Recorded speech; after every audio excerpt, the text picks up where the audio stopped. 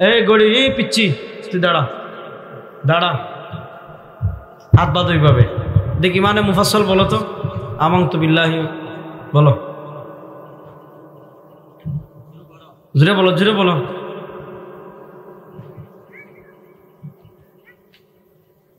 আমানতু বিল্লাহি ওয়া মালাইকাতিহি এটা বলো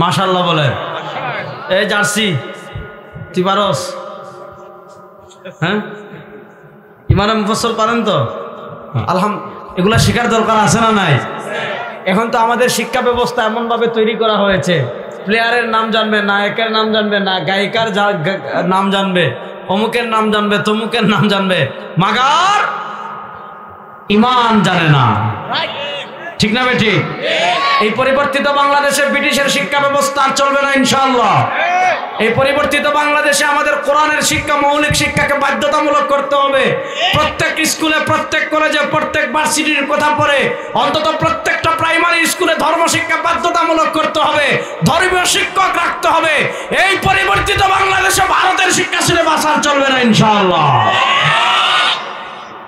ভারতের শিক্ষা ব্যবস্থার বিরুদ্ধে আমাদের আওয়াজ উঠানোর দরকার আছে না নাই কথা বলেন না বিবাড়িয়ার মানুষ মুফতি আমিনী রহিমাল্লাহর এলাকার মানুষ যদি কথা না বলে এই ভারতের শিক্ষা ব্যবস্থার বিরুদ্ধে আমাদের আওয়াজ উঠানোর দরকার আছে না নাই আখেরাতে কোনো সুশীল মুশিল নাই আখেরাতে হয় জান্নাত না হয় জাহান্নাম হয় মুমিন না হয় কাফের হয় মুশরিক না হয় ইমানদার হয় আবু জাহেলের দলে না হয় সরওয়ারে দু আলমের দলে আল্লাহ তাআলা কোরআনে সুস্পষ্ট ভাষায় বলেছেন ইয়া আইয়ুহাল্লাযীনা আমানু দুখুলু ফিস সিলমি কাফা হে ইমানদারগণ পরিপূর্ণভাবে ইসলামে প্রবেশ করো আপনি ইসলাম গ্রহণ করার পর কিছু হিন্দুত্ববাদ মানবেন কিছু ইহুদিবাদ মানবেন কিছু খ্রিস্টবাদ মানবেন কিছু গণতন্ত্র মানবেন কিছু ধর্মনিরপেক্ষতা মানবেন কিছু ইসলাম মানবেন চলবে না উদখুলু ফিস সিলমি কাফা ইসলাম কবুল করার পর 100% ইসলাম মানতে হবে ইসলামের বাইরে কিছু মানার কোনো সুযোগ না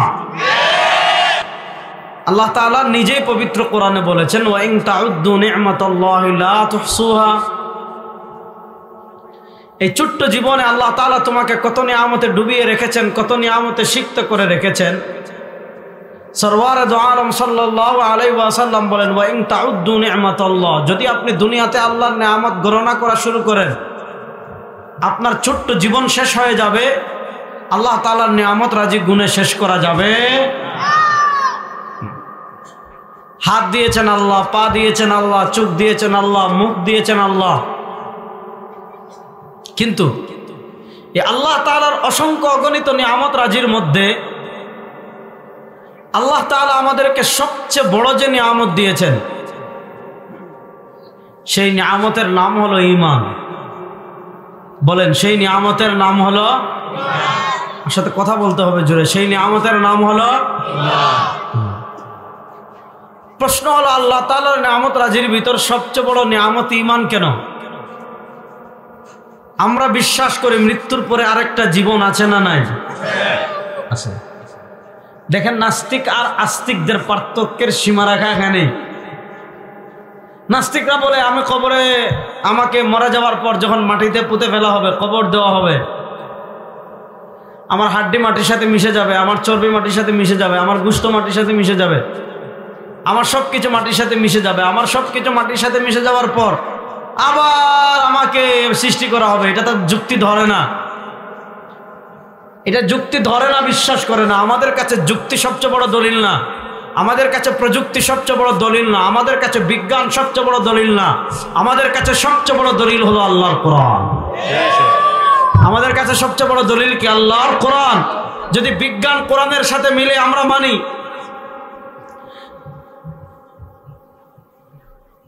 ভালো করে বুঝেন যদি বিজ্ঞান কোরআনের সাথে মিলে আমি মানি যদি প্রযুক্তি কোরআনের সাথে মিলে আমি মানি আমার নেতার নির্দেশ কোরআনের সাথে মিললে আমি মানি আমার দলের সংবিধান কোরআনের সাথে মিললে আমি মানি আমার রাষ্ট্রের সংবিধান কোরআনের সাথে মিললে আমি মানি আমার রাষ্ট্রের সংবিধান কোরআনের বিরুদ্ধে যদি যায় আমার দলের আদেশ যদি কোরআনের বিরুদ্ধে যায় আমার নেতার আদেশ যদি কোরআনের বিরুদ্ধে যায় বিজ্ঞান যদি কোরআনের বিরুদ্ধে যায় প্রযুক্তি যদি কোরআনের বিরুদ্ধে যায় আমরা সব কিছু লাত্তি মারি, আল্লাহর কোরআন ছাড়তে পারি না।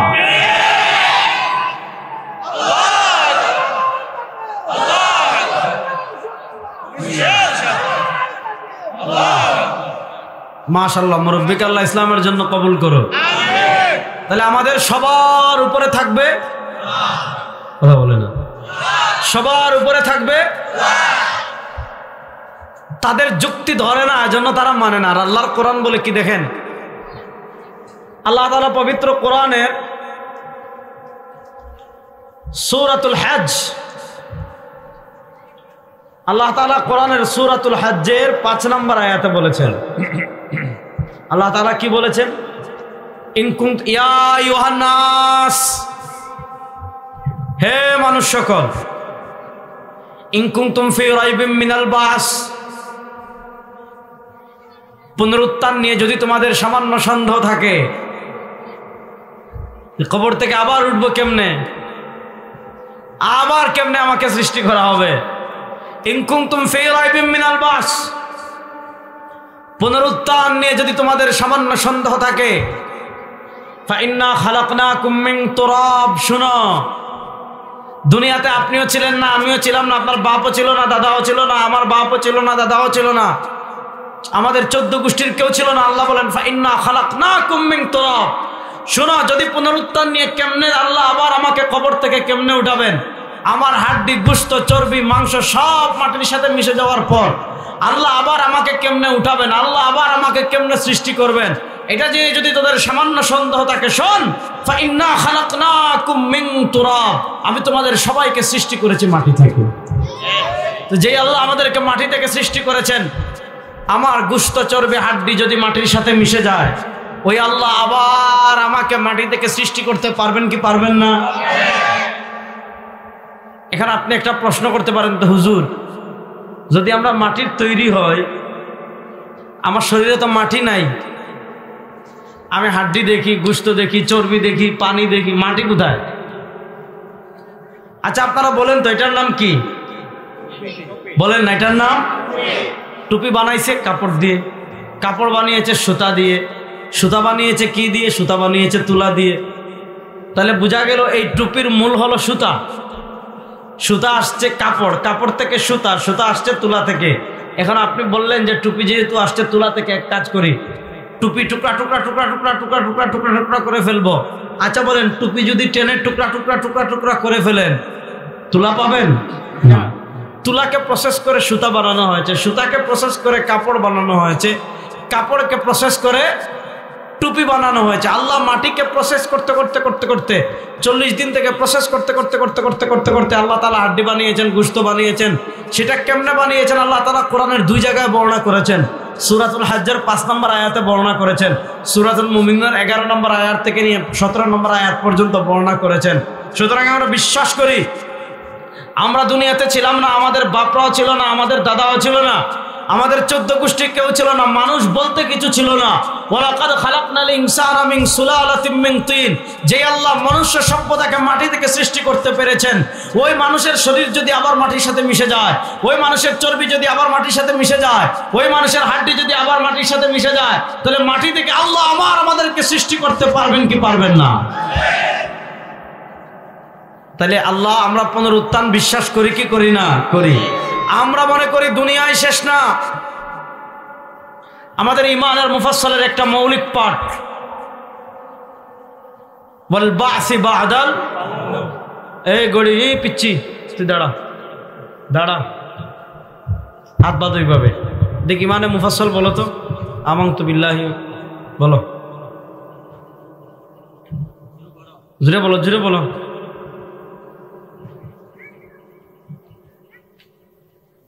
আমানতু বিল্লাহি ওয়া মালাইকাতিহি, এটা বলো।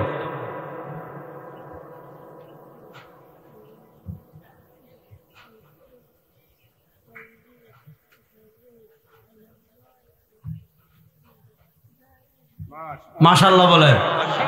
এই জার্সি, তুই পারস? হ্যাঁ, ইমানে মুফাসসল পারেন তো? আলহামদুলিল্লাহ। এগুলা শেখার দরকার আছে না নাই? এখন তো আমাদের শিক্ষা ব্যবস্থা এমনভাবে তৈরি করা হয়েছে, প্লেয়ারের নাম জানবে, নায়কের নাম জানবে না, গায়িকার নাম জানবে, অমুকের নাম জানবে, তমুকের নাম জানবে, মাগার ইমান জানে না। ঠিক না বেঠিক? এই পরিবর্তিত বাংলাদেশে ব্রিটিশের শিক্ষা ব্যবস্থা আর চলবে না ইনশাআল্লাহ। এই পরিবর্তিত বাংলাদেশে আমাদের কোরআনের শিক্ষা, মৌলিক শিক্ষাকে বাধ্যতামূলক করতে হবে। প্রত্যেক স্কুলে, প্রত্যেক কলেজে, প্রত্যেক ভার্সিটির কথা পড়ে অন্তত প্রত্যেকটা প্রাইমারি স্কুলে ধর্ম শিক্ষা বাধ্যতামূলক করতে হবে, ধর্মীয় শিক্ষক রাখতে হবে। এই পরিবর্তিত বাংলাদেশে ভারতের শিক্ষা সিলেবাস আর চলবে না ইনশাআল্লাহ। ভারতের শিক্ষা ব্যবস্থার বিরুদ্ধে আমাদের আওয়াজ উঠানোর দরকার আছে না নাই? কথা বলে না রে বিবাড়িয়ার মানুষ, মুফতি আমিনী রহিমাল্লাহর এলাকার মানুষ যদি কথা না বলে, এই ভারতের শিক্ষা ব্যবস্থার বিরুদ্ধে আমাদের আওয়াজ উঠানোর দরকার আছে না নাই? কথা ভালো করে বুঝেন। তাহলে আল্লাহ তাআলা কোরআনের দুই জায়গায় আমাদের ভাই তুমি মোবাইলটা রাখো। হ্যাঁ, কি ওয়াজ করবো বুঝতেছি না।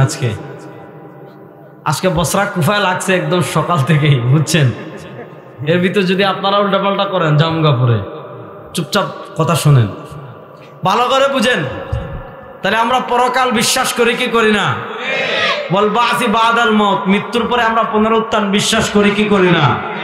করি। এবার কথা বুঝেন, মৃত্যুর পরে আমাদের গন্তব্য দুইটা, হয় জান্নাত না হয় জাহান্নাম।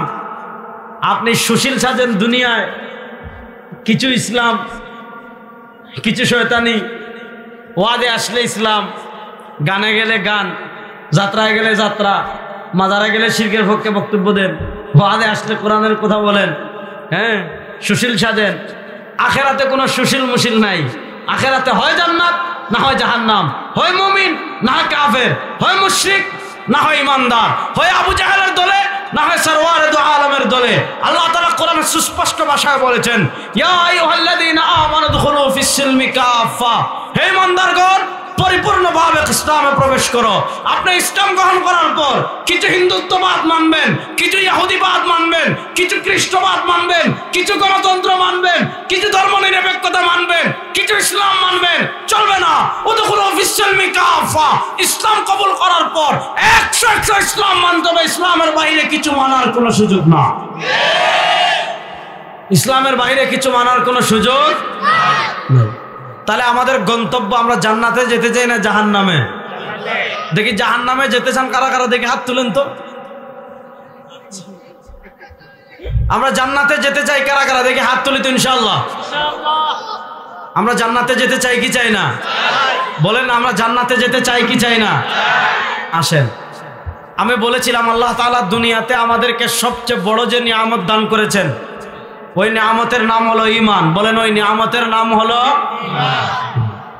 কেন বললাম ইস, এই বাচ্চাগুলো যদি এরকম, আমি এই ঈমানের কথা কেন বললাম? জান্নাতে যেতে হলে এক নাম্বার যে জিনিসটা লাগবে, ওই জিনিসটার নাম হলো ঈমান। বলেন, জান্নাতে যেতে হলে এক নাম্বার যে জিনিসটা লাগবে, ওই জিনিসের নাম ঈমান। একটু আপনারা কথা বলেন, তাহলে বাচ্চাদের আওয়াজ নিচে পড়ে যাবে। বলেন, জান্নাতে যেতে হলে এক নাম্বার যে জিনিসটা লাগবে, ওই জিনিসের নাম ঈমান। জান্নাতে যেতে হলে এক নাম্বার যে জিনিসটা লাগবে, ওই জিনিসের নাম ঈমান। দেখেন, জান্নাতে যেতে হলে কতটুকু ঈমান লাগবে? হাদিস একটা বলি তাহলে বুঝবেন। আহলুস সুন্নাহ ওয়াল জামাতের আকীদা হলো, কিয়ামতের দিন সবচেয়ে বড় সুপারিশকারী হবেন আমাদের নবী। রাসূলুল্লাহ সাল্লাল্লাহু আলাইহি ওয়াসাল্লাম বলেছেন, শাফাআতি লি আহলিল কাবাইর মিন উম্মতি, আমার যে সকল উম্মার অন্তরে ঈমান থাকবে কিন্তু কবিরা গুনাহ করবে, তাদের জন্য আমি আমার স্পেশাল শাফাআতটা হাসরের মাঠের জন্য রেখে দিয়েছি। এখন কিয়ামতের দিন আল্লাহ তাআলা আমার নবীকে স্পেশাল সুপারিশ করার পাওয়ার দিবেন। কিয়ামতের দিন আল্লাহ তাআলা আমার নবীকে স্পেশাল সুপারিশ করার ক্ষমতা দিবেন। নবী করিম সাল্লাল্লাহু আলাইহি ওয়াসাল্লাম স্পেশাল পাওয়ার দিয়ে, নবী করিম সাল্লাল্লাহু আলাইহি ওয়াসাল্লাম স্পেশাল ক্ষমতা দিয়ে তার উম্মতকে সুপারিশ করে জাহান্নাম থেকে জান্নাতে নিয়ে আসবেন। ধাপে ধাপে ধাপে ধাপে সবাইকে আনবেন। সর্বশেষ কাদেরকে আনবেন? নবী করিম সাল্লাল্লাহু আলাইহি ওয়াসাল্লাম দুনিয়া থেকে বিদায় নেওয়ার আগে আমাদেরকে বলে গিয়েছেন। ইমাম মুসলিম রাহিমাহুল্লাহ মুসলিম শরীফের কিতাবুল ঈমানের বাবু শাফাআয় হাদিস এনেছেন। নবী করিম সাল্লাল্লাহু আলাইহি ওয়াসাল্লাম বলেন, আমার উম্মতেরা শোনো। নবী করিম সাল্লাল্লাহু আলাইহি ওয়াসাল্লাম বলেন, আমার উম্মতেরা বুঝো। নবী করিম সাল্লাল্লাহু আলাইহি ওয়াসাল্লাম বলেন, আমার উম্মতেরা অনুধাবন করো। মান কানা ফি কলবিহি মিসকালু হাববাতিন মিন খারদালিন মিন ঈমান, মান কানা ফি কলবিহি মিসকালু হাববাতিন মিন খারদালিন মিন ঈমান, মান কানা ফি কলবিহি মিসকালু হাববাতিন মিন খারদালিন মিন ঈমান।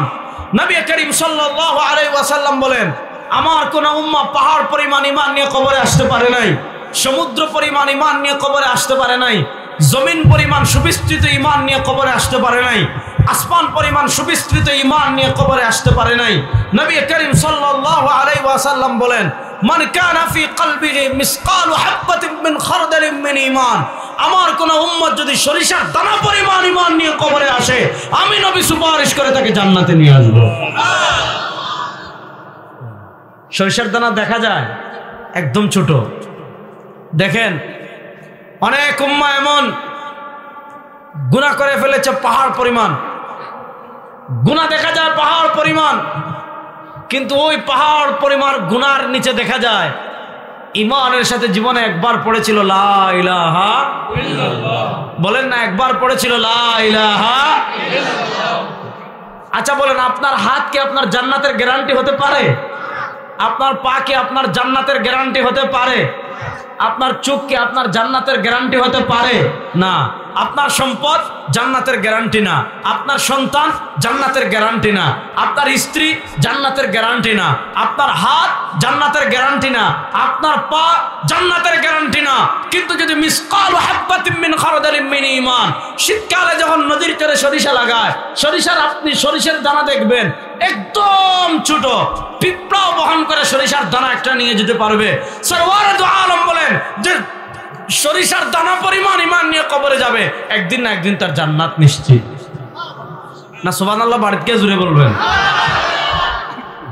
তাহলে এবার বলেন, যেই জিনিসটা সরিষার দানা পরিমাণ থাকলে আপনার জান্নাত নিশ্চিত, এই জিনিস থেকে দামি জিনিস দুনিয়াতে আর কিছু আছে?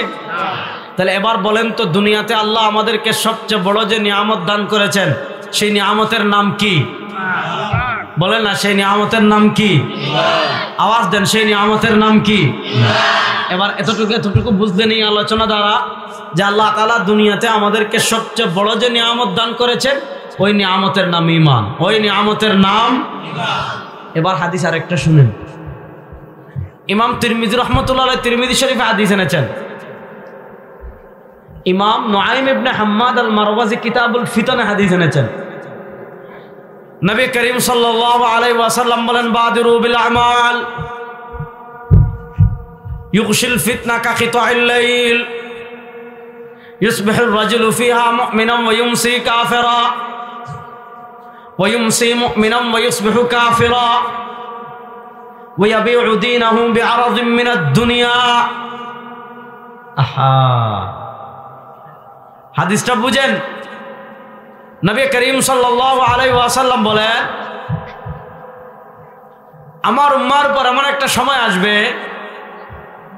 আমার উম্মার উপর এমন একটা কাল আসবে, আমার উম্মার উপর এমন একটা যুগ আসবে, আমার উম্মার উপর এমন একটা সময় আসবে, ইউকশিল ফিতনা কা কিতাইল লাইল। এখন সব অন্ধকার, নদীর চর অন্ধকার, ঘর অন্ধকার, ঢাকা অন্ধকার, চরমুনাই অন্ধকার, কক্সবাজার অন্ধকার, কুয়াকাটা অন্ধকার, পঞ্চগড়ের বাংলাবন্ধ অন্ধকার, সারা দেশ একসাথে অন্ধকার। নবী করিম সাল্লাল্লাহু আলাইহি ওয়াসাল্লাম বলেন, এই উম্মার উপর এমন একটা সময় আসবে, এই উম্মার উপর এমন একটা কাল আসবে, রাতের অন্ধকার একসাথে যেমন ঢেকে ফেলে, ফিতনা এই উম্মাকে রাতের অন্ধকারের মতো ঢেকে ফেলবে। যখন এই উম্মাকে রাতের অন্ধকারের মতো ফিতনা ঢেকে ফেলবে, এই উম্মার অবস্থা কি হবে? নবী করিম সাল্লাল্লাহু আলাইহি ওয়াসাল্লাম বলেন, ইসবিহুর রাজুলু ফিহা মুমিনা ওয়া ইউমসি কাফিরা ওয়া ইউমসি মুমিনান ওয়া ইসবিহু কাফিরা। এই উম্মার একজন সদস্য সকালে মুসলমান থাকবে, সকালে ইমানদার থাকবে, ওয়া ইউমসি কাফিরা, দুপুর পেরিয়ে বিকেল হওয়ার আগে সে কাফের হয়ে যাবে। ওয়া ইউমসি মুমিনা, একজন বিকেলে মুসলমান থাকবে, রাত পেরিয়ে ওয়া ইসবিহু কাফিরা, রাত পেরিয়ে পরের দিন সকাল হওয়ার আগে সে কাফের হয়ে যাবে। প্রশ্ন হলো, একজন সকালে ইমানদার বিকেলে কাফের, একজন বিকেলে ইমানদার সকালে কাফের। প্রশ্ন হলো, উম্মার হালাত এমন হবে কেন? উম্মার হালাত এই পর্যায়ে যাবে কেন? নবী করিম সাল্লাল্লাহু আলাইহি ওয়াসাল্লাম বলেন, এই উম্মা সকালে মুসলমান অনেক থাকবে, বিকেলে কাফের হয়ে যাবে, বিকেলে মুসলমান থাকবে, সকালে কাফের হয়ে যাবে। উম্মার এমন হালাত কেমন হবে? উম্মার এমন অবস্থা কেন হবে? নবী করিম সাল্লাল্লাহু আলাইহি ওয়াসাল্লাম বলেন, ইয়াবিউ দীনহু বিআরাদিন মিনাদ দুনিয়া। ওই উম্মার কাছে যখন টাকার দাম থাকবে, পয়সার দাম থাকবে, নেতার দাম থাকবে, দলের দাম থাকবে, নেত্রীর দাম থাকবে, ভারতের দাম থাকবে, চাকরির দাম থাকবে, জমিনের দাম থাকবে, বিদেশের দাম থাকবে, সবকিছুর দাম থাকবে, কিন্তু ইমানের দাম থাকবে না। এই উম্মাহ দুনিয়ার সামান্য স্বার্থে ইমান বিক্রি করে ফেলবে, দিন বিক্রি করে ফেলবে। তাহলে বলেন, আমরা মনে করি আমাদের বুক এটা ডিপ ফ্রিজ। যুবকরা ভালো করে বুঝো, আমরা মনে করি আমাদের বুক এটা ডিপ ফ্রিজ। আপনি ডিপ ফ্রিজে মাছ রাখলে নষ্ট হয় না, হিমঘরে আলু রাখলে নষ্ট হয় না। তা আপনি মনে করেছেন আপনার জন্মের পরে এক কানে আজান দিছে, আরেক কানে একামত দিছে, বাস ইমান আপনার বুকে প্রবেশ করেছে, আর বের হবে না। ব্যাপারটা এমন না। আচ্ছা বলেন তো, এক ব্যক্তি নামাজে দাঁড়াইছে, নামাজে দাঁড়ানোর পর তার দরজা এসে ক্রিং ক্রিং ক্রিং ক্রিং ক্রিং ক্রিং ক্রিং ক্রিং দরজা একজন বাড়ি দিচ্ছে বারবার। সে মানে বিরক্ত হয়ে দরজা জুড়ে বলতেছে, ও ভাই একটু বাইরে দাঁড়ান, আমি নামাজ পড়তেছি ভাই, 2টা রাকাত শেষ করে দরজা খুলে দিচ্ছি। নামাজ আছে না গেছে? তাহলে বোঝা গেল নামাজ অবস্থায় কিছু কাজ করলে নামাজ ভেঙে যায়। সামনে রমজান মাস আসতেছে, এক ব্যক্তি রোজা রেখে বাজারে গেছে, গিয়ে দেখতেছে আনারস বিক্রি করতেছে, আনারসের জুস। তার রোজার কথা মনে আছে, মনে থাকার পর লোভ সামলাতে পারে নাই। তেঁতুলের জুস দেখছে, আনারসের জুস দেখছে, বড়ের জুস দেখছে। এগুলো দেখলে টুটে পানি আসে না? আসে। একটা হলো কারো রোজার কথা মনে নাই, খেয়ে ফেলছে, কোনো সমস্যা নেই, আল্লাহ খাওয়াইছেন। কিন্তু আপনার রোজার কথা মনে আছে, রোজার কথা মনে থাকার পরে কেউ যদি কিছু খায়, রোজা আসে না গেছে? তাহলে বোঝা গেল কিছু কাজ করলে রোজা থাকে না। এক ব্যক্তি অজু করে মাটি কাজ করছে, প্রচন্ড ঘেমেছে, প্রচন্ড ক্লান্ত হয়েছে। এরপরে ওই ব্যক্তি বাসায় এসে এসি ছেড়েছে, অথবা এমন এক ঘরে গিয়েছে, এমন একটা মসজিদে গিয়েছে, এসি চলে, খুব ঠান্ডা, কি আরাম। এখন দেখা যাচ্ছে এসি চলার কারণে ওই ব্যক্তি প্রচন্ড ঘুম পেয়েছে, শুয়ে পড়েছে, ঘুমাইছে। অজু আসে না গেছে? মুসলমান ভালো করে বুঝেন, যেই কাজ করলে নামাজ ভেঙে যায় এগুলাকে বলে নওয়াকিদুস সালাহ, নামাজ ভঙ্গের কারণ। যেই কাজ করলে রোজা ভেঙে যায় এগুলাকে বলে নওয়াকিদুস সওম, রোজা ভঙ্গের কারণ। যেই কাজগুলো করলে ওযু ভেঙে যায় এগুলাকে বলে নওয়াকিদুল ওযু, ওযু ভঙ্গের কারণ। মুসলমান, ওযু ভঙ্গের যেমন কারণ আছে, রোজা ভঙ্গের যেমন কারণ আছে, নামাজ ভঙ্গের যেমন কারণ আছে, ঈমান ভঙ্গের কারণ আছে না নাই? কথা কয় না, কথা বলেন, ঈমান ভঙ্গের কারণ আছে না নাই? আচ্ছা, আল্লামা ইবনে আবিদিন শামী রাহমাতুল্লাহ আলাইহি ফতোয়া শামীতে লিখেছেন, আল্লামা ইবনে আবিদিন শামী রাহিমাহুল্লাহ ফতোয়া শামীতে লিখেছেন, সারা দুনিয়ার সব মুসলমানের জন্য। আল্লামা ইবনে আবিদিন শামী রাহিমাহুল্লাহ লিখেছেন, সারা দুনিয়ার সব মানুষের জন্য। কোন কথা বললে ঈমান যায়, কোন কাজ করলে ঈমান যায়, কোন বিশ্বাস লালন করলে ঈমান যায়। 3 জিনিসের সমন্বয় ঈমান হয়। তাসদীক বিল জিনান, অন্তরের বিশ্বাস, ইকরার বিল লিসান, মুখের স্বীকারোক্তি, আমল বিল আরকান, অঙ্গ প্রত্যঙ্গের আমল। এখন কিছু বিশ্বাস এমন আছে যে বিশ্বাস লালন করলে ঈমান থাকে না, কিছু কথা এমন আছে যেই কথা বললে ঈমান থাকে না, কিছু কাজ এমন আছে যেই কাজ করলে ঈমান থাকে না। নামাজ অবস্থায় কিছু কাজ করলে যেমন নামাজ থাকে না, এগুলো হলো নামাজ ভঙ্গের কারণ।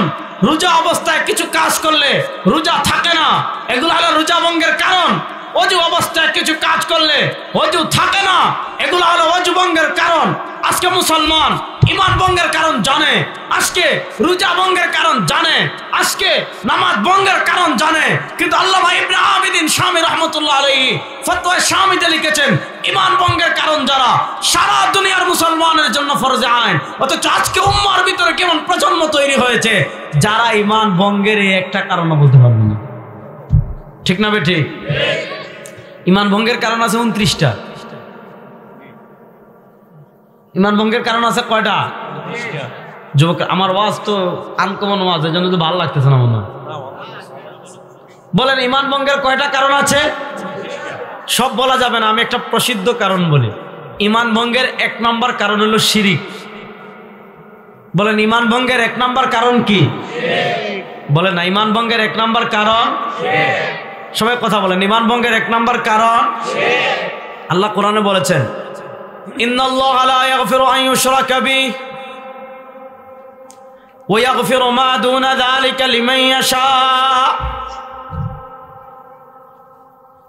আপনি শিরিক ছাড়া যত গুনাহ করবেন, আপনি একবার ইয়া আল্লাহ বলে ডাক দিবেন, সব গুনাহ আল্লাহ মাফ করে দিবেন। কিন্তু শিরিক যদি কেউ করে, তাহলে পুনরায় কালেমা পড়ে মুসলমান হওয়ার আগ পর্যন্ত, খালিস অন্তরে পুনরায় কালেমা পড়ে মুসলমান হওয়ার আগ পর্যন্ত আল্লাহ তাআলা শিরকের গুনাহ কখনো মাফ করেন? বলেন, আল্লাহ তাআলা শিরকের গুনাহ কখনো মাফ করেন? নবী করিম সাল্লাল্লাহু আলাইহি ওয়াসাল্লামকে জিজ্ঞাসা করা হয়েছে, আইয়ু যামবি আযম ইয়া রাসূলুল্লাহ, ওগো আল্লাহর নবী আপনি বলুন তো কোন গুনাহটা সবচেয়ে বড়? আইয়ু যামবি আযম ইয়া রাসূলুল্লাহ, ওগো আল্লাহর নবী আপনি বলুন তো পৃথিবীতে কোন গুনাহটা সবচেয়ে বড়? নবী করিম সাল্লাল্লাহু আলাইহি ওয়াসাল্লাম জবাব দিচ্ছেন, আন তাজআলা লিল্লাহি নিদ্দান ওয়া হুয়া খালাকাক, আন তাজআলা লিল্লাহি নিদ্দান ওয়া হুয়া খালাকাক। আমাদেরকে সৃষ্টি করেছেন কে? আল্লাহ। আলহামদুলিল্লাহি রাব্বিল আলামিন। আমাদের রব কে? আল্লাহ। হ্যাঁ হ্যাঁ, আল্লাহর আস্তে বলেন। আল্লাহ তো আস্তে বলবেন, আল্লাহ তো আস্তে বলবেন, কারণ আপা যখন ছিল তখন জয় বাংলা কইতেন, ওই নদীর পাত্রে শোনা যাইতেন আল্লাহ। বলেন আমাদের রব কে? আল্লাহ। না না, হয় নাই, 2 হাত তুলে বলেন আমাদের রব কে? আল্লাহ। আমাদেরকে সৃষ্টি করেছেন কে? আল্লাহ। আলহামদুলিল্লাহি রাব্বিল আলামিন। রব মানে যিনি সৃষ্টিকর্তা, জব মানে যিনি রিজিক দাতা, রব মানে যিনি মৃত্যুদাতা, রব মানে যিনি মৃত্যুর পরে পুনরায় জীবন দান করেন, তার নাম রব। রব মানে শুধু প্রতিপালক না, রবের একটা ওয়াস প্রতিপালক। রব হতে হলে যিনি সৃষ্টি করার ক্ষমতা রাখেন, রব মানে যিনি রিজিক দেন, রব মানে যিনি মৃত্যু দেন, রব মানে যিনি মৃত্যুর পর আবার পুনরায় সৃষ্টি করেন। সৃষ্টি করেছেন কে? আল্লাহ। রিজিক দেন কে? আল্লাহ। মৃত্যু দিবেন কে? আল্লাহ। মৃত্যুর পর আবার পুনরায় সৃষ্টি করবেন কে? আল্লাহ। সুতরাং আমরা বলি রব্বি আল্লাহ, সুতরাং আমরা বলি আলহামদুলিল্লাহি রাব্বিল আলামিন।